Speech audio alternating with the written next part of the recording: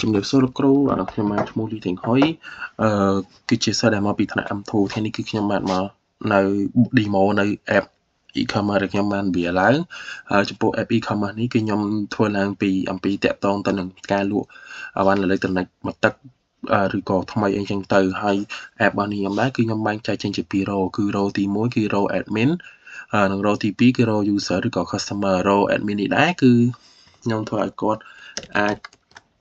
ធ្វើការadd product ឬក៏ manage product និងមើលនៅ order និងមើលនៅ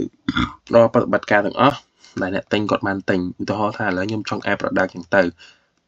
នឹងចុចទៅលើ add product យើងវាយឈ្មោះថា iPad description នេះគឺយើងសំដៅទៅលើ condition រ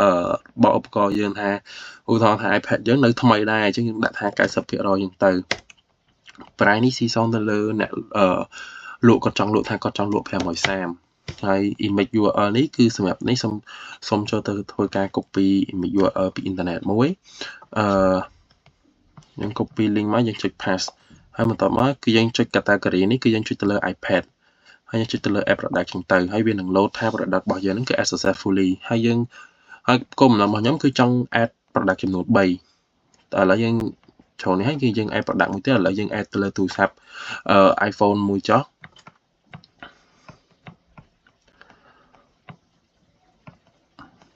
យើងថា iPhone ហ្នឹងដូចជា iPhone X យើងទៅសេទៅថា iPhone X decision ថាយើងវា 70% ហ្នឹងទៅហើយថ្លៃរបស់វា230យើង category នេះគឺយើងជ្រើសវាទៅលើជាប្រភេទទូរស័ព្ទហើយយើងចុចទៅលើ add product វានឹងនេះដែរហើយចំពោះមួយទៀតគឺទៅលើ laptop នេះ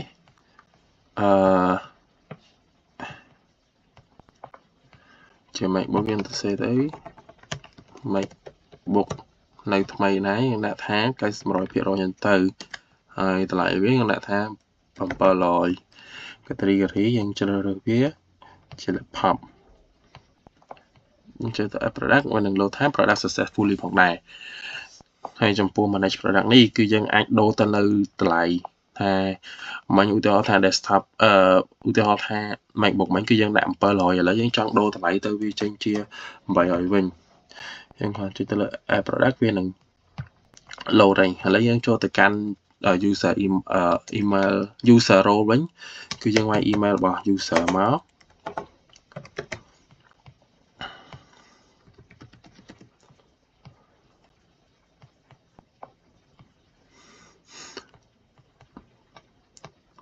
នេះបាទនេះតម្លៃ800ដែលយើងបានកែមុនបងដែលវាជា700ហ្នឹងឥឡូវយើងកែទៅ800ហើយហើយចំពោះប្រព័ន្ធនេះចំពោះscreen នេះដែរគឺគាត់អាចធ្វើការ search បានយើង search desktop វាចេញ desktop យើង search iPad វាចេញ iPad search iPhone វាចេញ iPhone ហ្នឹងទៅឥឡូវយើងធ្វើការទិញបាទយើងធ្វើការទិញយើងធ្វើការទិញ desktop មួយធ្វើការទិញ iPad មួយចឹងទៅហើយយើងចុចទៅលើ button card នេះហើយនេះជាតម្លៃពេញហើយយើងចុចទៅលើ check out ហើយកន្លែងនេះដែរគឺយើងត្រូវបំពេញ address របស់យើងថាយើងរស់នៅភ្នំពេញនៅម្ដុំបឹងកេងកង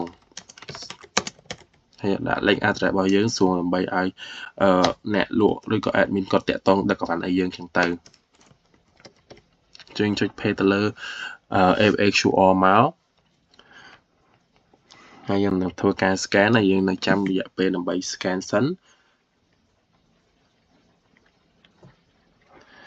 បន្ទាប់ពី scan រួចរាល់ប្រតិបត្តិការរបស់យើងក៏ជោគជ័យហើយវានឹង load ថា your order has been placed ខ្ញុំមានថា order ហ្នឹងគឺវាបានទៅ load ទៅលើទៅ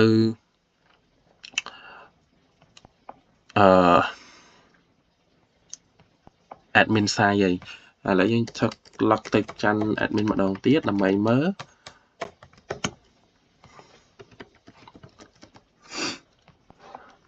យើងចុចទៅលើពាក្យ order យើងនឹងឃើញនេះtotal 1108មិញនេះដែលយើងដាក់ pending មានថាយើងអត់ទាន់បើក as delivery ទេដូចជាថាឥឡូវយើង mark អានេះ as delivery មួយវានឹងលោតពាក្យថា deliver ហើយយើងក៏អាចធ្វើការលុបorder នឹងផងដែរបើសិនជាវាច្រើនពេកចឹងទៅហើយចំពោះប៊ូតុងមួយទៀតគឺប៊ូតុង statistic នេះគឺអាវ៉ាន់ដែលយើងលក់មិញវានឹងធ្វើការថា order របស់យើងមានមួយហើយ pending order ហ្នឹងមានថាយើងអត់ទាន់បានបញ្ចេញ order ហ្នឹងទេវានៅតែយើងកំពុងរៀបចំចឹងទៅហើយ total លុយដែលយើងរកបានគឺចំនួន$1180ចឹងទៅ